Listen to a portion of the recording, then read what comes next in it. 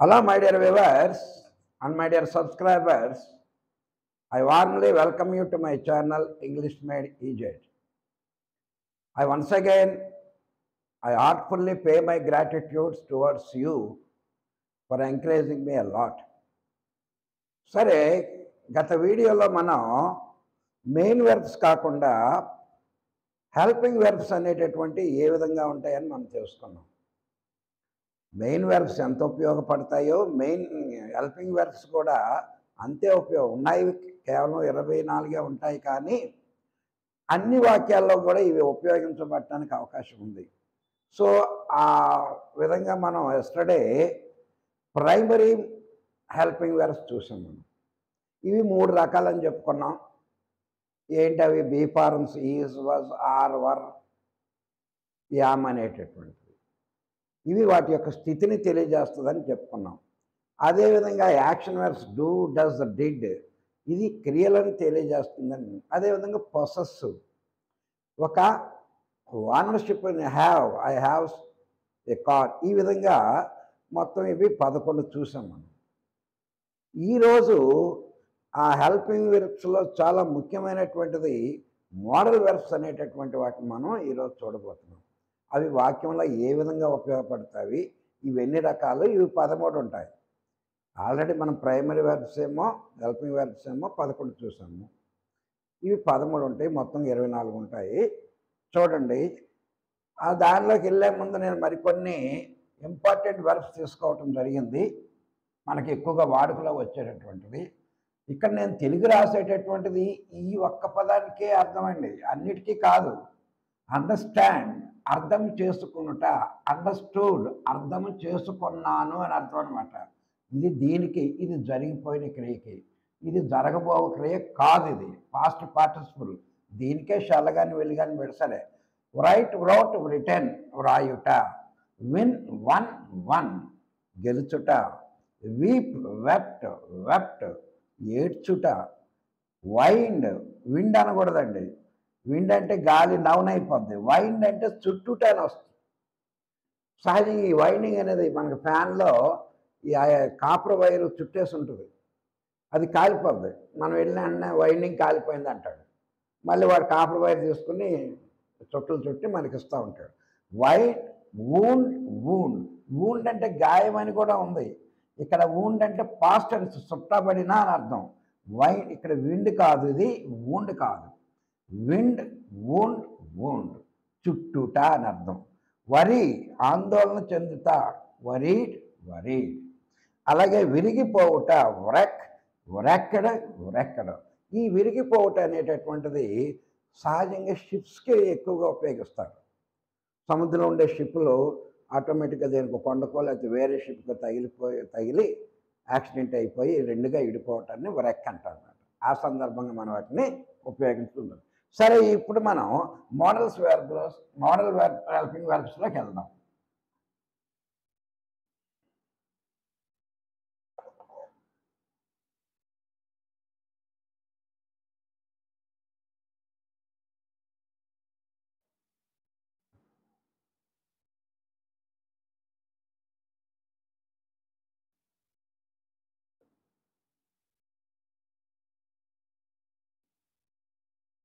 అంటే helping వెర్బల్లో first part ఏంటి? Primary helping verbs. ఇవి 3 భాగాలని చెప్పుకున్నాం, కానీ ఇది మాత్రం ఒకటే భాగం ఉంటుంది. సరే, ఇవి ఎన్ని రావాలి? 13 రావాలి. ఇవి ఆ ప్రైమరీ 11 వచ్చాయని మనం చూసాం. చూడండి, can, could, will, would, shall, should. Can, could, could ఇక్కడ కూడా రాయొచ్చు అనుకోండి. మే, మైట్, మస్ట్, ఇది ఒకటే ఉంటుంది. 1, 2, 3, 4, 5, 6, 7, 8, 9.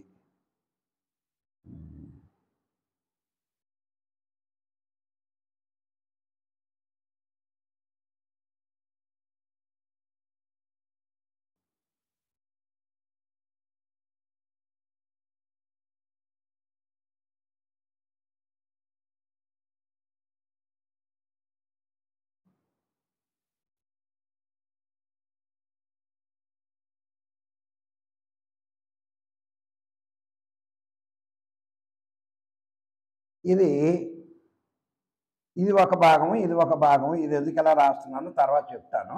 ప్రస్తుతానికి ఇవి మనకి 1, 2, 3, 4, 5, 6, 7, 8, 9, 10, 11, 12, 13 వచ్చాయి. ఈ 13ని మనం ఏమంటామంటే మోడల్ హెల్పింగ్ వెర్బ్స్ అని అంటాం. అంటే ఇవి ఏం చేస్తాయి? మెయిన్ వెర్బ్కి సహాయం చేస్తూ ఉంటాయి. ఇవి స్వతంత్రంగా ఉండలేవు. అర్థమైందంటే ఉంటాయి కొన్ని చోట్ల. ఎక్కువగా ఇది మెయిన్ వెర్బ్కి ఇది ఉపయోగపడుతూ ఉంటుందన్నమాట. సరే, వీటికి ఈ కెన్ కానీ, కుడ్ కానీ, షెల్ కానీ, విల్ కానీ, మైట్ కానీ ఉపయోగించేటప్పుడు కెన్ ప్లస్ V1, ఈ కెన్ కానీ, కుడ్ కానీ, మే కానీ, మైట్ కానీ ఏది ఉపయోగించినా వెర్బ్ ఏంటి రావాలండి? V1 రావాలండి. ఫస్ట్ ఉండాలి. I can go. చూడండి, I can go. I could do. She should run. ఈ విధంగా రన్ అనేటటువంటి, డూ అనేటటువంటి, గో అనే V1లు కనుక ఇక్కడ కెన్ కానీ, కుడ్ కానీ, ప్రజెంట్ టెన్స్ కానీ, పాస్ట్ టెన్స్ కానీ ఏదైనా సరే ఇక్కడ V1 అనేటటువంటిది కంపల్సరీగా రావాలి వీటిని అన్నిటినీ ఉపయోగించేటప్పుడు. అవి బాగా గుర్తుంచుకోండి. సరే, ఇప్పుడు 1 by 1 అన్నిటినీ కూడా మనం వీటి నిర్వచనాలు, వీటిని ఎలా వాక్యంలో ఉపయోగిస్తామో చూద్దాం. ఫస్ట్ మనం కెన్ తీసుకుందాం. ఈ మోడల్ వెర్బ్స్ అన్నీ కూడా దేన్ని తెలియజేస్తాయి అంటే ఎమోషన్స్ని తెలియజేస్తాయి. అంటే మనలో ఉండేటటువంటి భావాలు ఇవన్నీ కూడా ఏం చేయాలంటే ఎమోషన్స్. ఆ emotions possibility, ability, request, permission, necessity, ఇలాగా ఇన్ని భావాలని ఇవి తెలియజేస్తూ ఉంటాయి. ఏ మోడల్ వెర్బ్ అయినా ఇందులో దేన్నో దాన్ని తెలియజేస్తుంది. ఎమోషన్స్ అనమాట. పాసిబిలిటీ అంటే జరిగే అవకాశం, ఎబిలిటీ అంటే సామర్థ్యం, రిక్వెస్ట్ అంటే మనం అవతల వాళ్ళని ఏమన్నా బతిమలాడటం అన్నమాట, పర్మిషన్ అంటే అనుమతించమని అడగటం, నెసెసిటీ అంటే తప్పనిసరి అని అర్థం.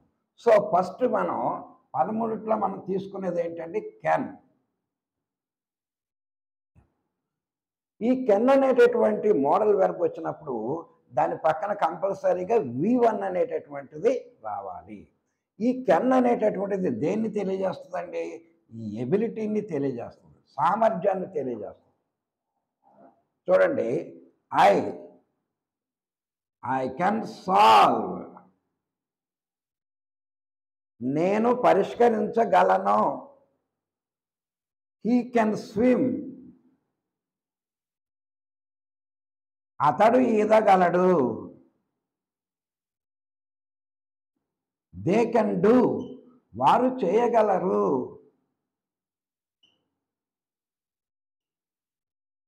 షీ కెన్ సింగ్, ఆమె పాడగలదు.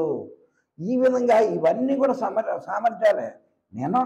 ఐ కెన్ సాల్వ్, నేను పరిష్కరించగలుగుతాను, నా యొక్క సామర్థ్యం. హీ కెన్ స్విమ్, అతనికి ఈదగలడు. దే కెన్ డూ, వాళ్ళు చేయగలరు. షీ కెన్ సింగ్, ఆమె పాడగలదు. ఈ కెన్ అనేటటువంటి దాన్ని దేన్ని తెలియజేస్తుందండి? ఎబిలిటీని తెలియజేస్తుంది. మనలో ఉన్నటువంటి ఎబిలిటీని కూడా తెలియజేస్తుంది. చూడండి, వీటి తర్వాత solve, solved V1, swim, swam, swum V1, do, did, done V1, sing, sang, sung. ఈ విధంగా అన్నమాట. ఇక ఈ కెన్ అనేటటువంటిది కెపాసిటీని కూడా తెలియజేస్తుంది. మనుషుల్లో సామర్థ్యం ఉంటుంది, వస్తువుల్లో కానీ జంతువుల్లో కానీ కెపాసిటీ ఉంటుంది. అవి ఎలాగో చూద్దాం.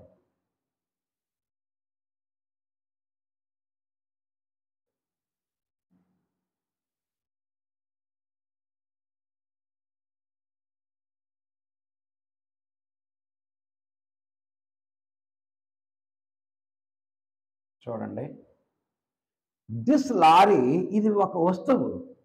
కెన్ చేయగలదు. ఏం చేయగలదు? Can carry 20 tons of rice. సహజంగా లారీల్లో టన్స్లో తీసుకెళ్తారు, 10 టన్నులు 11 టన్నులు.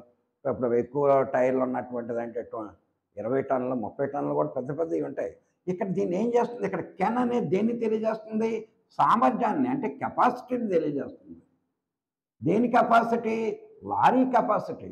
అంతేగాని ఇక్కడ కెన్ అనేటటువంటిది కెపాసిటీ అని అనకూడదు. ఇక్కడ మన సామర్థ్యం, ఎందుకంటే మన మనుషులమే. ఇవి ప్రాణం లేనటువంటి వస్తువులు కనుక కెపాసిటీని తెలియజేస్తుంది. This lorry can carry 20 tons of rice. ఈ యొక్క లారీ 20 టన్నులు ఉన్నటువంటి రైస్ని క్యారీ చేస్తుంది అని అర్థం.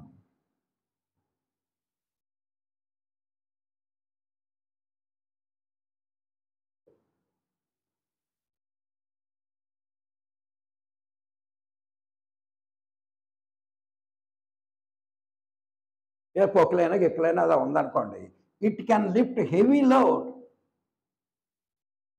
అది చాలా పెద్ద లోడ్ని ఎత్తగలదు బుల్డోజర్లో. సో ఇక్కడ ఇది ఏం చేయాలి, ఈ కెన్ అనేటటువంటిది కెపాసిటీని తెలియజేస్తుంది. ఎందుకంటే ఇవి వస్తువులు కనుక, ఇది జంతువులకైనా. కానీ ఇక్కడ మానవులు కనుక ఇక్కడ ఎబిలిటీని తెలియదు. ఇది నాకు ఎబిలిటీ, నేను పరిష్కరించగలను. అది ఈ కెన్ స్వింగ్, ఈ ఎబిలిటీ, వీళ్ళందరి యొక్క సామర్థ్యం.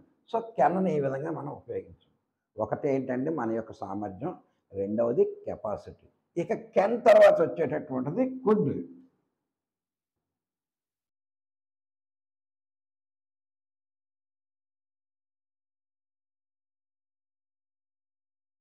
ఈ కెన్ అనే దానికి పాస్ట్ టెన్స్ కుడ్ అంటే గతంలో అని అర్థం. ఐ కెన్ స్విమ్, నేను ఇప్పుడు ఈదగలను. ఐ కుడ్ స్విమ్, నేను ఇదివరకు ఈదగలిగేవాడిని, ఇప్పుడు లేదు, ఇప్పుడు వయసు అయిపోయింది, ముసలాన్ని అయిపోయాను. కానీ ఇప్పుడు నవ్ ఐ కెనాట్ స్విమ్ అని అర్థం. సో ఈ కుడ్ అనేటటువంటిది జరిగిపోయినటువంటి కాలాన్ని. ఐ కుడ్ రన్ ఫాస్ట్, నేను వేగముగా పరిగెత్తగలిగి ఉండేవాడిని, ఇప్పుడు కాదు, గతంలో. సో ఈ కుడ్ అనేటటువంటిది జరిగిపోయినటువంటి ఎబిలిటీని తెలియజేస్తుంది.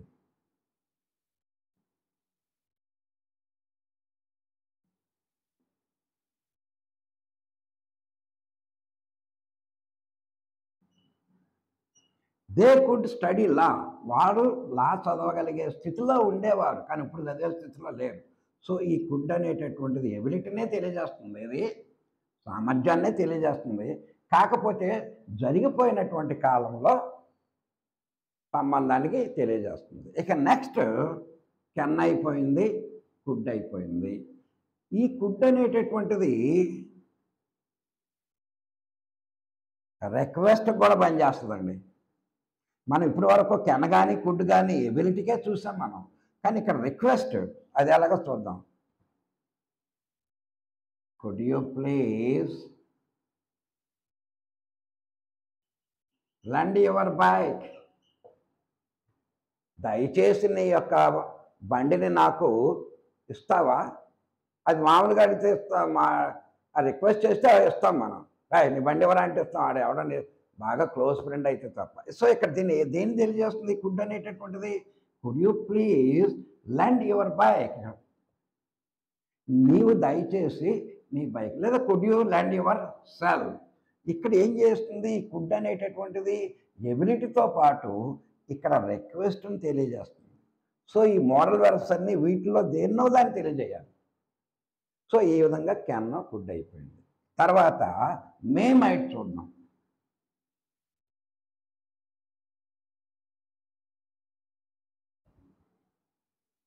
మే ఫస్ట్ మే చూద్దాం. మే రెండు రకాలుగా ఉపయోగపడుతుంది. బహుశా, ఒకవేళ, రిక్వెస్ట్ కూడా ఉపయోగపడుతుంది. చూడండి,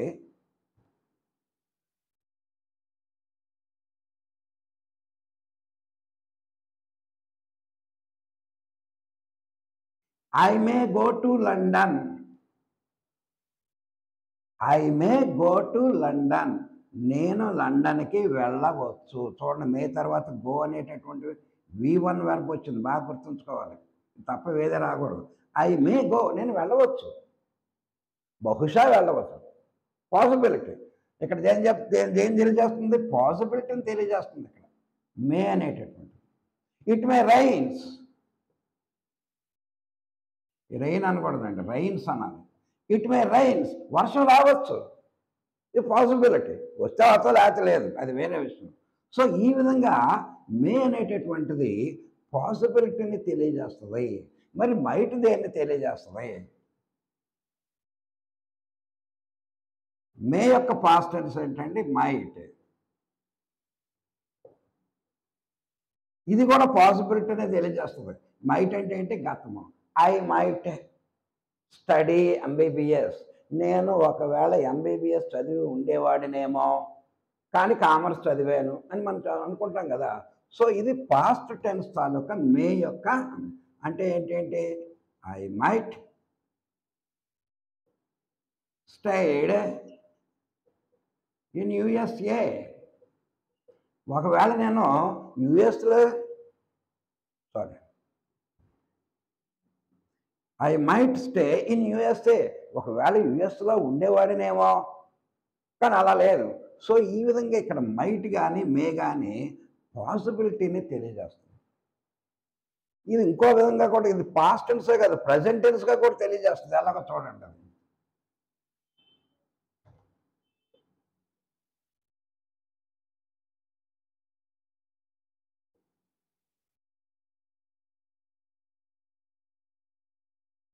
he might come, present tense అంటే ఏంటి? ఒక పని కేవలం 10% అతి తక్కువగా అయ్యే అవకాశం ఉన్నప్పుడు మనం మైట్ ఉపయోగించాలి. హీ మైట్ కమ్, అతను రావచ్చు. వచ్చేటటువంటి ప్రాబబిలిటీ అంతా కేవలం 10, 50% కాదు. అంటే అతి తక్కువ అవకాశం ఉన్నప్పుడు ఈ మైట్ని మనం మేలాగా ప్రజెంట్ టెన్స్గా కూడా ఉపయోగించుకోవచ్చు. ఇవన్నీ కూడా పాసిబిలిటీని తెలియజేస్తుంది. కెన్, కుడ్ ఈ రెండు కూడా ఎబిలిటీని తయారు, కెపాసిటీని తయారు. మే మైట్ అనేటటువంటిది పాసిబిలిటీని తెలియజేశారు. ఇక నెక్స్ట్,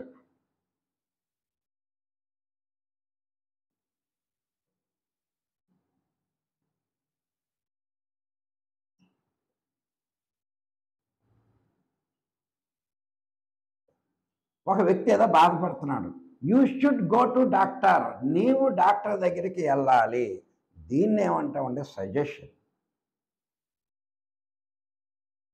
సలహా. నీవు డాక్టర్ దగ్గరికి వెళ్ళాలి, వెళ్ళాలని వీడు చెప్పాడు. వెళ్తే ఆడ ఇష్టం, వెళ్ళకపోతే ఆడ కర్మ. సో ఇక్కడ దేని తెలియజేస్తుంది? ఇక్కడ షుడ్ అనేటటువంటిది. అలాగే యూ షుడ్ స్టాప్ స్మోకింగ్, నీవు యూ షుడ్ స్టాప్, నీవు స్మోకింగ్ని ఆపవలసినటువంటి అవసరం ఉంది. సో ఇక్కడ షుడ్ అనేటటువంటిది సజెషన్ని తెలియజేస్తుంది. మరి షెల్ అనేటటువంటిది ఫ్యూచర్కి తెలియజేస్తుంది. I shall, we shall. అదే విల్, వుడ్ కూడా ఫ్యూచర్ టెన్స్ కోసం వాటిని ఉపయోగించడం జరిగింది. సో ఇప్పుడు కెన్ చూసాం, మనం కుడ్ చూసాము, మే చూసాము, మైట్ చూసాము, షుడ్ చూసాము. షుడ్ అనేటువంటిది ఏంటంటే సజెషన్ని తెలియజేస్తుంది. నెక్స్ట్,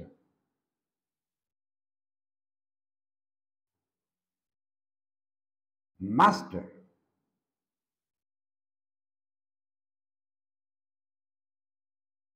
సో ఈ రిక్వెస్ట్కి మే ఐ కమిన్ సార్, నేను లోనకి రావచ్చా, ఇదేంటి? మే దేన్ని తెలియజేస్తుంది? పర్మిషన్ని తెలియజేస్తుంది, అనుమతి కోరుతుంది. మే అంటే జరగవచ్చు, మైట్ జరిగి ఉండేదేమో. సో మే అనేటటువంటిది పర్మిషన్ కూడా సహజంగా క్లాసుల్లో, ఆఫీసుల్లో ఇదే ఉపయోగిస్తాం. మే ఐ కమిన్ సార్, నేను అనుమతించబడతానా, నేను లోనకి రాగలనా అని. సో ఇక్కడ పర్మిషన్ని తెలియదు. ఇక్కడ ఉన్నవన్నిటిని కూడా మనం సజెషన్ అయింది, పర్మిషన్ అయింది, రిక్వెస్ట్ అయింది, ఎబిలిటీ అయింది, పాసిబిలిటీ అయింది. ఇప్పుడు మస్ట్ చూద్దాం.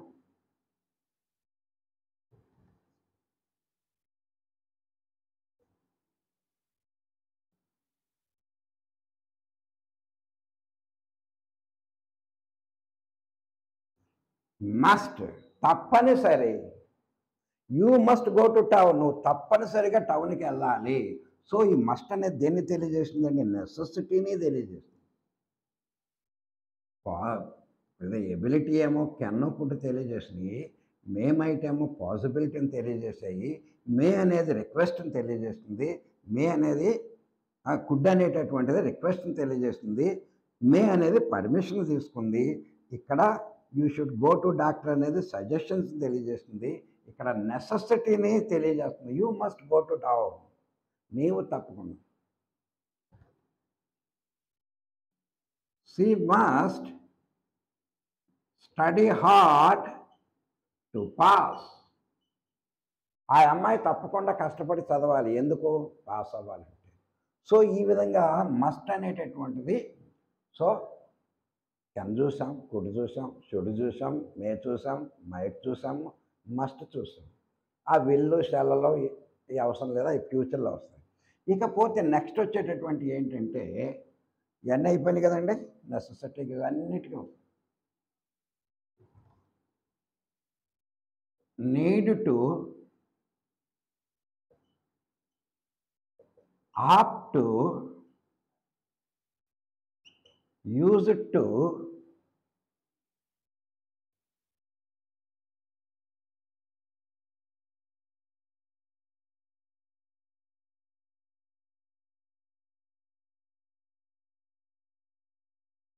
సో ఇవి ఈ నీడ్ టు అనేటటువంటిది నీడ్ తర్వాత కానీ టు ఉన్నట్లయితే ఇది మెయిన్ వర్బ్ అవుతుందండి. హాప్ టు అంటే ఇది కూడా ఇది మస్ట్కి సంబంధించింది. హాప్ టు అంటే యూ హాప్ టు గో, నీవు తప్పకుండా వెళ్ళాలి. సో ఇది మస్ట్కి ఉపయోగిస్తుంది కనుక ఈ రోజుల్లో దీన్ని ఎవడ కూడా ఉపయోగించట్లేదు. నెక్స్ట్ యూజ్ టు, ఇది జరిగిపోయినటువంటి కాలాన్ని తెలియజేస్తూ ఉంటుంది. చూడండి ఒక్కోదానికి.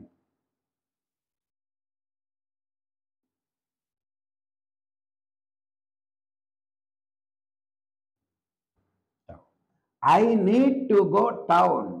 నేను టౌన్కి వెళ్ళవలసినటువంటి అవసరము ఉన్నది. ఎప్పుడైతే నీడ్ తర్వాత టు వస్తుందో, టు తర్వాత V1 వెర్బ్ వస్తుందో అప్పుడు ఇది హెల్పింగ్ వెర్బ్ కాదు, ఇది మెయిన్ వెర్బ్ అవుతుంది. బాగా గుర్తుంచుకోండి. ఎప్పుడైతే నీడ్, సహజంగా నీడ్ ఏంటి? మోడల్ వెర్బ్, దాని తర్వాత టు వచ్చింది, తర్వాత V1 అనేటువంటి వెర్బ్ వచ్చింది. ఎప్పుడైతే ఇది నీడు టు గో వచ్చిందో అప్పుడు ఇది హెల్పింగ్ వెర్బ్ కాదు. మరి ఇదేంటండి? మెయిన్ వెర్బ్ కింద మనం ట్రీట్ చేయాలి. మరి హెల్పింగ్ వెర్బ్ ఎప్పుడు వస్తుంది చూడండి. I need go, helping verb తర్వాత V1 రావాలి. ఇక్కడ టు వచ్చింది. ఐ నీడ్ గో, నేను వెళ్ళవలసిన అవసరం ఉంది, కానీ వాక్యం తప్పుగా కనిపిస్తుంది. ఇక్కడ డేర్ టు కూడా ఉంది. ఇదేంటంటే ఐ నీడ్ గో ఏంటి అంటే ఏంటంటే, నీడ్ అనేటటువంటి హెల్పింగ్ వెర్బ్ మామూలుగా పాజిటివ్లో ఉపయోగించబడదు. ఐ నీడ్ గో అనేటటువంటిది మనం ఈ విధంగా ఉపయోగించుకోకూడదు, అంటే హెల్పింగ్ వెర్బ్ కింద ఉపయోగించకూడదు. మరి మెయిన్ వెర్బ్ కింద నీడ్ తర్వాత టూగా ఉపయోగించు, కానీ మామూలుగా సాధారణ వాక్యం కింద ఉపయోగించబడదు. చూడండి, I need not, negative, I need not go, మళ్ళీ ఇప్పుడే ఉపయోగించాం. పాజిటివ్లో ఐ నీడ్ గో చూసేటప్పుడు చండాలం కనపడుతుంది. ఐ నీడ్ గో ఏంటి? సో హెల్పింగ్ వెర్బ్ కోసం ఏదో పెట్టాం గో అని, కానీ అది ఉపయోగించకూడదు. కానీ ఐ నీడ్ నాట్ గో ఇది నెగిటివ్, ఇది కరెక్ట్ అవుతుంది. ఇది ప్రశ్న రావాలనుకోండి, నీడ్ ఐ గో, నేను వెళ్ళవలసిన అవసరం ఉందా, కానీ పాజిటివ్ మాత్రం రాయకూడదు మనం. ఇలా ఏది నీడ్ అనేటటువంటి వాటికి రెండు రకాలుగా ఉపయోగపడుతుంది. Use to main verb, dare to main verb, hop to, సరే మస్ట్ తీసేయండి, నీడ్ టు, ఈ టూ కానీ లేకుండా ఉందనుకోండి, ఒట్టి నీడు, యూజ్డ్, డేర్ అని ఉందనుకోండి, అప్పుడు అవి ఏమవుతాయండి? హెల్పింగ్ వెర్బ్స్ అవుతాయి. హెల్పింగ్ వెర్బ్స్ తర్వాత వచ్చేటటువంటివి మామూలుగా V1లో ఉండవలసినటువంటి అవసరం. సో వీటిని బాగా మనం చాలా జాగ్రత్తగా చూడాలి. మీకు ఎంత అర్థం అవ్వాలంటే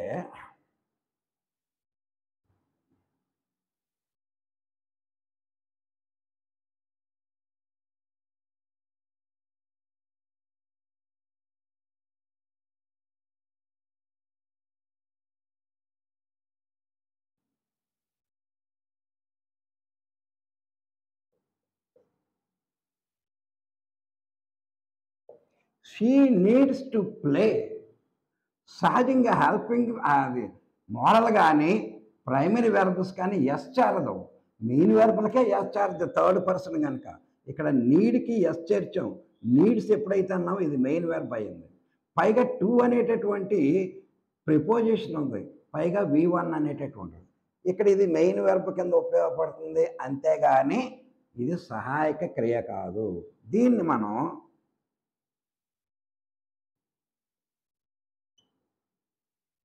ఇది present tense. She needed to play అంటే ఇది పాస్ట్ టెన్స్. ఈ నీడ్కి పాస్ట్ వెర్బ్ వచ్చింది, ఈ నీడ్కి వచ్చేసి ప్రజెంట్ వెర్బ్ వచ్చింది. She will need to play. Present, past, future 3 వచ్చినాయి. ఎప్పుడు ఈ నీడ్ అనేటటువంటిది మెయిన్ వెర్బ్ అయినప్పుడు. అదే హెల్పింగ్ వెర్బ్ అయితే ఇవి రావు. ఈ హాప్ట్ ఒకటి మస్ట్, సరే హాప్ట్ అంటే తప్పనిసరిగా అని తీసేయండి. అది నీడ్ ఒకటి, డేర్ ఒకటి చూడండి.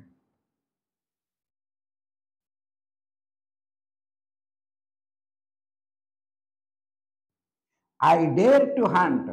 ఇక్కడ ఇది ఏంటంటే డేర్ అంటే ఇది మన ధైర్యాన్ని సూచిస్తుంది. ఇక్కడ బ్రేవిటీ, ఎవరైనా చూపిస్తుంది. I dare to hunt. నేను వేటాడటానికి నాకు ధైర్యం, సరిపోయినంత ధైర్యం ఉంది. కానీ ఇది మెయిన్ వెర్బ్ అయింది. ఎందుకని డేర్ తర్వాత టు వచ్చింది, హంట్ అన్నట్టు వచ్చింది. ఏది ఇక్కడ ఇది మెయిన్ వెర్బ్, హెల్పింగ్ వెర్బ్ కాదు. ఇది హెల్పింగ్ వెర్బ్ అవ్వాలంటే ఏం చేయాలి మనం? I dare hunt. ఇందాట్లాగానే ఐ డేర్ హంట్ ఏంటి అంటే హెల్పింగ్ వెర్బే ఇది. కానీ ఈ హెల్పింగ్ వెర్బ్ ఈ ఏంటది పాజిటివ్ వాటిల్లో ఉపయోగించకూడదు. మరి నెగిటివ్ వస్తుంది. I dare not hunt. నాకు వేటాడే అంత సామర్థ్యం లేదు. చూడండి అక్కడ ఇదేంటిది నెగిటివ్. క్వశ్చన్ రావాలి. Dare I hunt? నాకు వేటాడే సామర్థ్యం ఉందా? క్వశ్చన్. అంటే మామూలు పాజిటివ్ రాదు, నెగిటివ్ వస్తుంది, క్వశ్చన్ వస్తుంది. ఇప్పుడు డేర్ అనేటటువంటిది హెల్పింగ్ వెర్బ్ అవ్వాలి అంటే. మరి మెయిన్ వెర్బ్ అవ్వాలంటే డేర్ తర్వాత టు రావాలి, టు తర్వాత V1 వెర్బ్ ఉండాలి. అప్పుడు ఇది మెయిన్ వెర్బ్ అవుతుంది. ఎందుకని ఈ 4 మాత్రం హెల్పింగ్ వెర్బులు కింద ఉపయోగపడతాయి, మెయిన్ వెర్బుల కింద ఉపయోగపడతాయి. మెయిన్ వెర్బ్ కింద టు వస్తే సరిపోతుంది. తర్వాత హెల్పింగ్ వెర్బ్ అంటే ఒట్టి హెల్పింగ్ వెర్బే ఉండాలి, దాని తర్వాత ఏమి కూడా రాకూడదు. ఎలా ఉపయోగించుకున్నా మనం పర్వాలేదు. ఈ విధంగా మనకి మోడల్ వెర్బ్స్ని మనం ఇన్ని రకాలుగా వాక్యాల కింద మనం ఉపయోగించవచ్చు. అర్థమైందండి? ఇవి మొత్తం ఎన్ని ఉన్నాయి? 13 ఉన్నాయి. ప్రైమరీ హెల్పింగ్ వెర్బ్స్ ఎన్ని ఉన్నాయి? 11 ఉన్నాయి. మొత్తం 24 ఉన్నాయి. కానీ ఈ 24 మనకున్నటువంటి 12 సెంటెన్సుల్లో కేవలం 2లోనే రాదు. అంటే ఏంటి? మిగతా 10లో కూడా సహాయక క్రియలు వస్తాయి. ఓకేనండి? చూద్దాం ఇప్పుడు కొన్ని తెలుగు వాక్యాలు తీసు.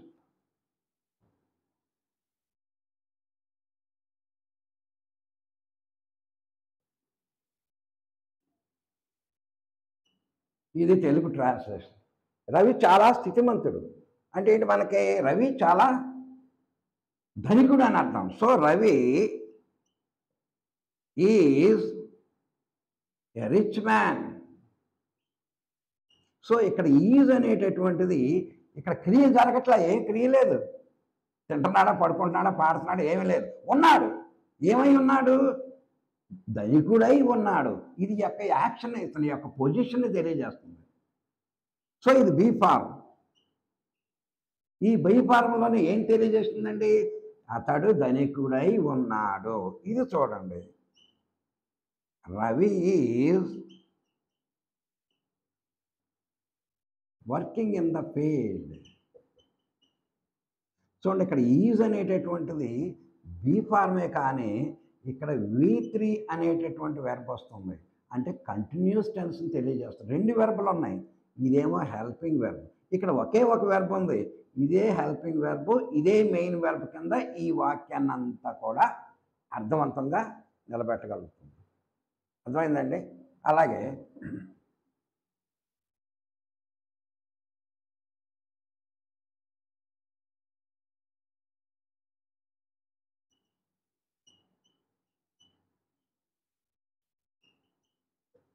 అతనికి 100 ఎకరాల పొలము ఉంది. అతని యొక్క ఓనర్షిప్ని తెలియజేస్తుంది. ఓనర్షిప్ అనగానే మనం ప్రైమరీ హెల్పింగ్ వెర్బ్స్లో పొసెసివ్లోకి వెళ్ళిపోవాలి. Have, has, had. అతడు కనుక హీ కనుక హ్యావ్. ఈ హ్యాజ్ 100 acres ఆఫ్ ల్యాండ్. ఇక్కడ హ్యాజ్ అనేటటువంటిది ఏ క్రియ జరగట్లేదు, కానీ హ్యాజ్ అనేది పొసెస్ని తెలియజేస్తుంది. అతను ఎంత కలిగి ఉన్నాడు అనేటటువంటి దాన్ని ఈ హ్యాజ్ అనేది తెలియజేస్తుంది. దీన్ని ఏమంటాం మనం? Helping primary verb. దేని పొసెస్ని తెలియజేస్తుంది. ఈ విధంగా మనం ఉన్నటువంటి హెల్పింగ్ వెర్బ్స్ కానీ మోడల్ వెర్బ్స్లో కానీ వాక్యాలన్నీ కూడా మనం తయారు చేసుకోవటం. మరి వివర్స్ రేపు నేను వీటన్నిటిని కూడా ఒక్కోదానికి ఒక్కొక్క ఉదాహరణ తెలుగు ప్లస్ ఇంగ్లీష్ ఇస్తాను. దాన్ని బట్టి మీకు క్లియర్గా అర్థమవుతుంటుంది. So with this we have completed helping verbs, both primary helping verbs and modal verbs. If you like my video, please like, subscribe and share to your friends. Thank you.